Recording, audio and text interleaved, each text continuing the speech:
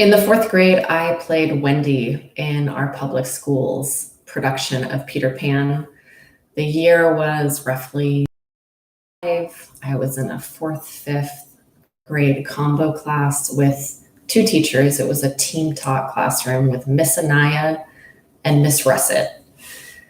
I auditioned for the role. Another little girl was super upset she didn't get Wendy, and we started rehearsals.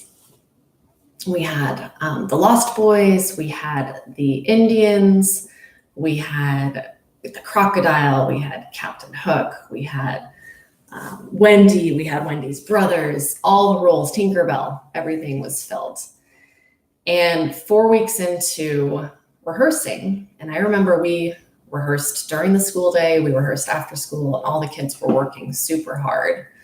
About 4 weeks in, some parents started organizing and were really upset.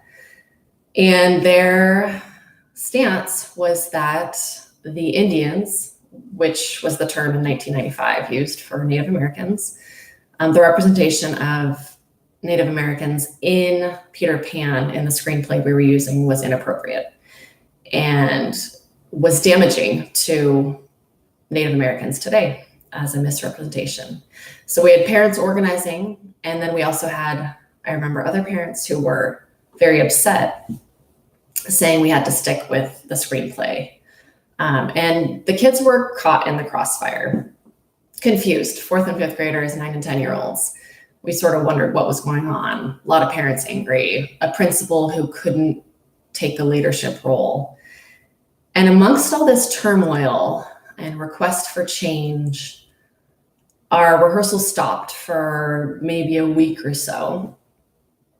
And I remember our two teachers, they must have had some long chats about this, but they became the leaders. The fourth and fifth grade teachers, Miss Anaya and Miss Russet, didn't really discuss the change, but they very clearly took a leadership role and said what we were going to do next. And what we did was we ended up having a lot of lost boys and girls. All of the Native Americans in the Peter Pan play we were using became lost boys. And we continued rehearsals, and it was a great production. We put on the production for other students at our K through 5 elementary, as well as public performances. I remember our costumes were super simple. We had tie-dyed shirts, like an orangey pink.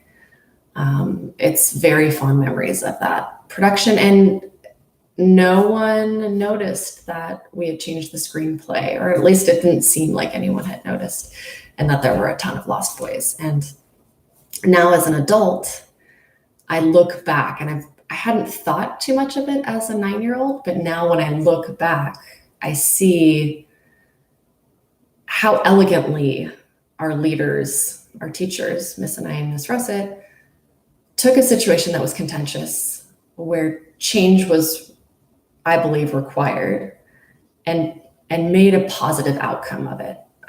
And instead of dwelling on the fighting between these two groups of parents, they really stepped up and made a positive outcome. We had a wonderful production.